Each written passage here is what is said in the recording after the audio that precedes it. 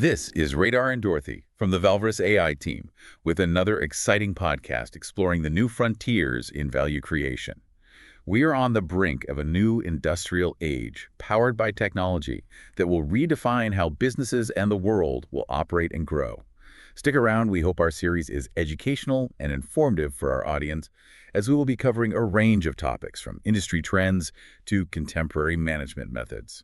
We're diving deep into AI in business today, especially how we're using it to design and develop new products. It's a whole new ballgame. Yeah, it really is. And it's not just hype. We're talking tools that solve design problems in ways we couldn't even imagine a few years ago. Like, remember when everything started with sketches and blueprints? Feels ancient now. Right. Now it's all about generative design, where AI can run thousands or even millions of simulations to find the best solution. So we're moving away from human intuition and letting the AI crunch the data. Exactly. And the results are pretty incredible. There's this power generation company. They used AI to design hydroelectric turbines. Interesting.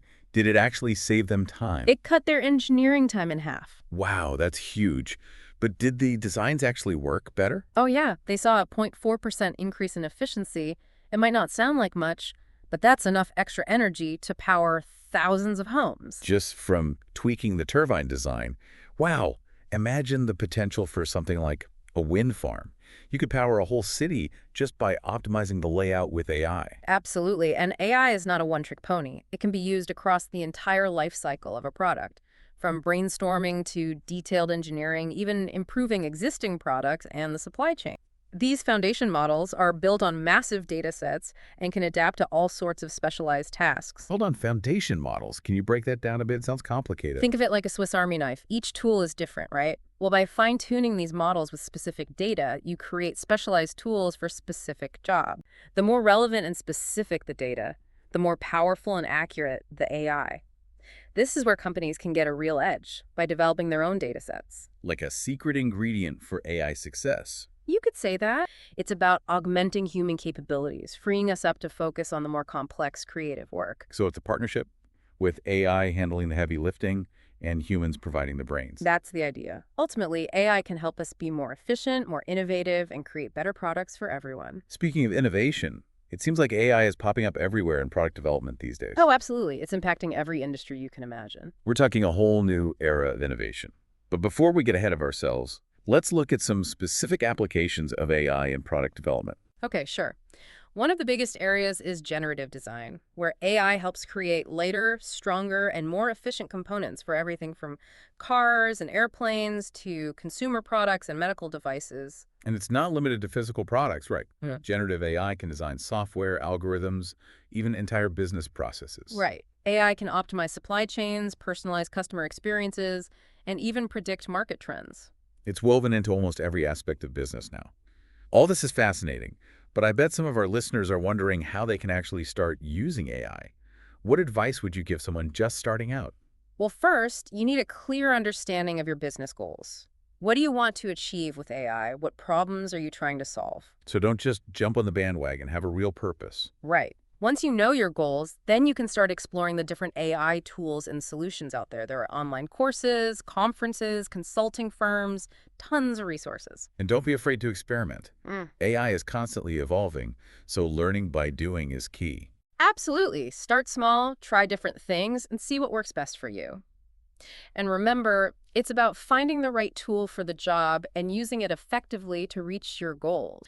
One of the most exciting things is the rise of these foundation models we were talking about earlier. Oh yeah, those Swiss Army knives of AI. So versatile, adaptable to so many different uses. It's like a master key opening up all these possibilities. Exactly. Like OpenAI's GPT-3 and GPT-4, these foundation models are behind tons of applications, including ChatGPT, and all those content-generating tools you see advertised everywhere, like Jasper and Copy.ai, they use them too. So one model can be the basis for a whole ecosystem of different AI tools. Exactly. And these models, they're trained on huge amounts of data, which gives them this broad base of knowledge.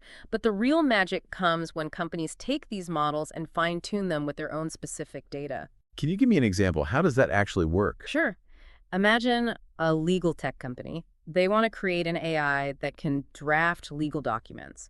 They could take something like GPT-3 and feed it tons of legal data. Contracts, case law, you name it. Then train it to generate those specific legal documents.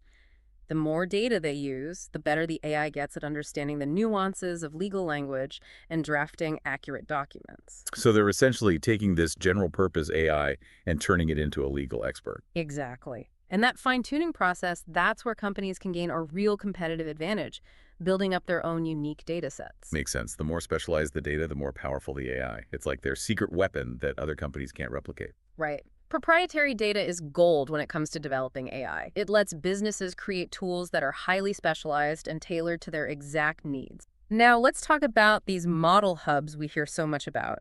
They're essential for making these powerful AI models accessible to businesses. Okay, what are they exactly? And why are they so important? Well, think of them as libraries for AI models. They're repositories for these foundation models and give you access to the tools you need to adapt and deploy them.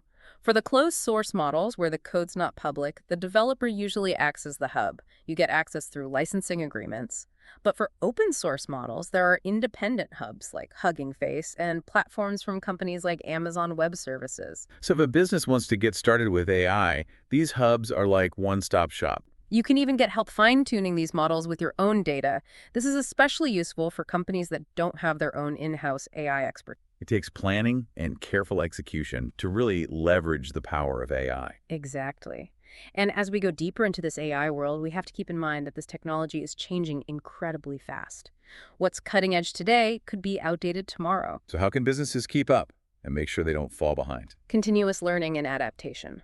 Businesses need to stay informed about the latest advancements in AI, experiment with new tools, and be ready to adjust their strategies as the technology evolves. Flexibility and a willingness to embrace change are crucial in the age of AI.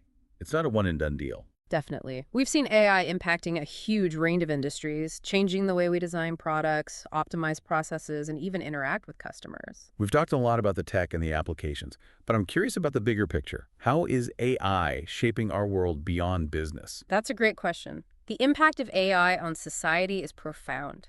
It's pushing the boundaries of creativity, blurring the lines between real and virtual. It's amazing to think about all the ways AI is shaping our world. Yeah. And we're just at the beginning of this technological revolution. We are. As AI evolves, it will become even more integrated into our lives, our businesses, and our societies. What exciting opportunities is AI opening up? I'm really excited about AI helping us solve some of the world's biggest challenges: climate change, poverty, disease.